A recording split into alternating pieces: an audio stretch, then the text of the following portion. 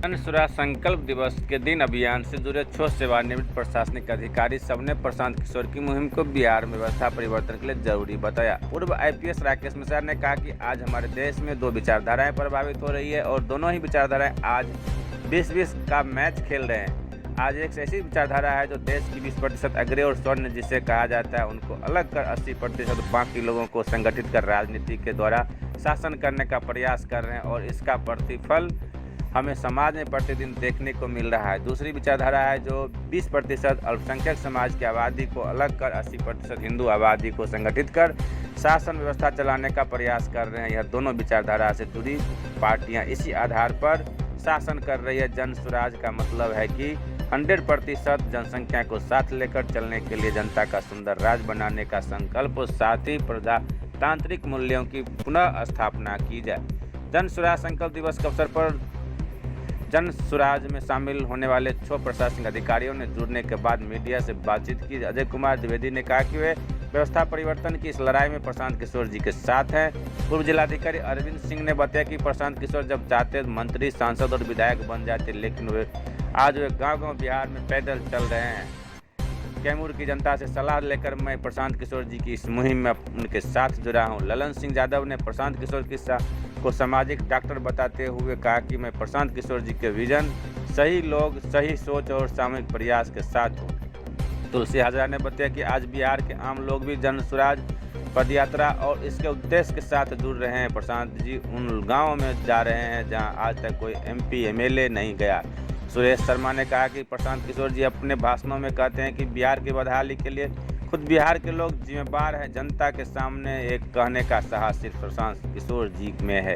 गोपाल नारायण सिंह ने जन स्वराज से जुड़ने पर कहा कि बिहार में नेता पार्टी बदल लेते हैं लेकिन उनका काम करने का तरीका नहीं बदलता। प्रशांत किशोर जी बिहार को एक नया रास्ता दिखाने का प्रयास कर रहे हैं।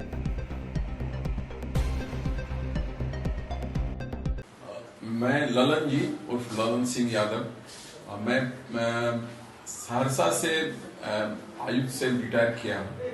उसके पहले मैं नवादा में कलेक्टर था, कटिहार में 2 बार कलेक्टर रहा, डायरेक्टर प्राइमरी एजुकेशन रहा।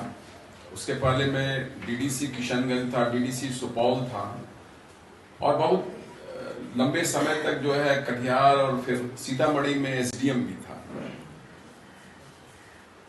मैं 2017 में मैं रिटायर किया और मैं अपने बचपन से ही ये चाहता था कि समाज के लिए मैं कुछ करूं। जब मैं पटना यूनिवर्सिटी का स्टूडेंट था तो उस समय मैं एक संस्था चलाता था, यूथ फॉर यूथ, और पटना यूनिवर्सिटी में काफी पॉपुलर था। और उसका मेन जो काम था ये कि उस समय जिस समय मैं पढ़ता था ये लेट 70s में था, जो हमारा कोर्सेज बहुत इरेगुलर हो गया था। पटना में जो जात पात था वो खत्म हो, एक कास्टलेस सोसाइटी हो। तो इन सब लोग चीजों पर मैं उस समय से ही काम कर रहा था और रिटायरमेंट के बाद ये नेचुरल था कि मैं इन सामाजिक और राजनीतिक कार्यों में इंटरेस्ट लूं। अभी जो मैंने देखा, हमारे राज्य में सत्ता परिवर्तन हुए हैं, क्रांति हुआ है, लेकिन जो व्यवस्था परिवर्तन है, जो आमूल परिवर्तन है, वो नहीं हुआ। इन्होंने इनिशियल उद्गार में बताया कि कैसे जो है आम लोग त्रस्त हैं। जो आम लोगों की सरकार है उसमें आम लोगों की पूछ नहीं है, उनकी समस्याओं का निदान नहीं है। आप शिक्षा में देखिए, यहाँ बेरोजगारी देखिए, पलायन देखिए, भ्रष्टाचार देखिए, ये सब कितना चरम सीमा पर है। आप जब दूसरे राज्यों में जाएंगे, साउथ के राज्यों में जाएंगे तो लगेगा कि आपसे वो 50 साल आगे है, 50 इयर्स। ये मैंने देखा है। वहां की रोड देखिए, वहां का जो अर्बन डेवलपमेंट देखिए, हमसे कितना आगे है। इसका क्या कारण है?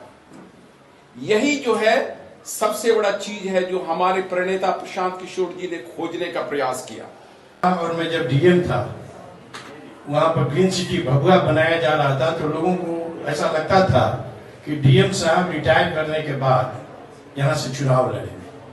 मैंने उस समय भी कहा था कि नहीं, मेरी कोई राजनीतिक महत्वाकांक्षा नहीं है।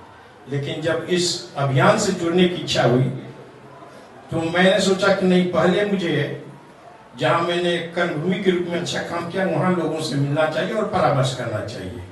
मैं कैमूर गया था और वहां के व्यवसायी वर्ग, अधिवक्तागण, शिक्षक, आम जनता, मुखिया, जनप्रतिनिधि सभी से मिलकर मैंने ये विचार कहा कि प्रशांत किशोर जी ये चाहते हैं, तो आप लोग क्या चाहते हैं, क्या मुझे जुड़ना चाहिए इस अभियान से कि नहीं जुड़ना चाहिए।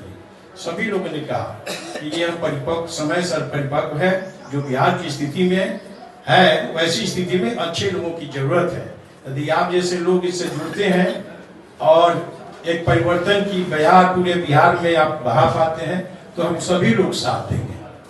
तो आज इस अभियान में जुड़ने के साथ आप सभी मित्रों, बंधुओं, पत्रकार बंधुओं से मैं अपील करता हूं कि जितना भी जो समीकरण माई और बाप जो बनते आया है वो सभी को छोड़कर हम लोग सिर्फ एक समीकरण एक याद करें, एक बिहारी बने और जो जन स्वराज का नारा है जय बिहार, जय जय बिहार। इस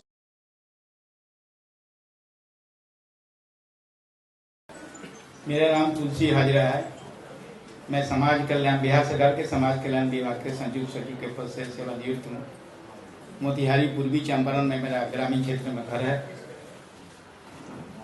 ग्रामीण क्षेत्रों में जन स्वराज की थीम जो पद यात्रा कर रही है वो मेरे गांव में, हमारे ग्रामीण क्षेत्रों से होकर गुजरी है अनेकों बार। यह टीम उन जगहों में जा रही है जहां अब तक आज़ादी के बाद न कोई एमएलए, न एमपी या कोई मंत्री, यहाँ तक कि बीडीओ सीओ तक जो लोकल पदाधिकारी होते हैं प्रखंड के, वो तक नहीं गए हैं। आज वहां इस पैदल यात्रा के दरमियान टीम वहां गई है जहां हर तरह के इंफ्रास्ट्रक्चर की कमी है।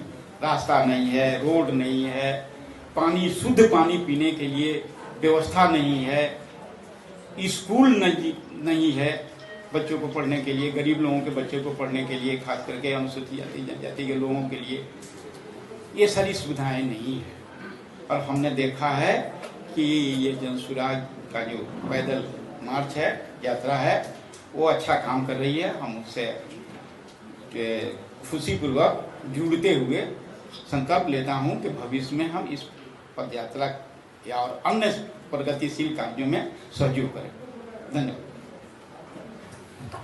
अंत में श्री अरविंद कुमार सिंह जी।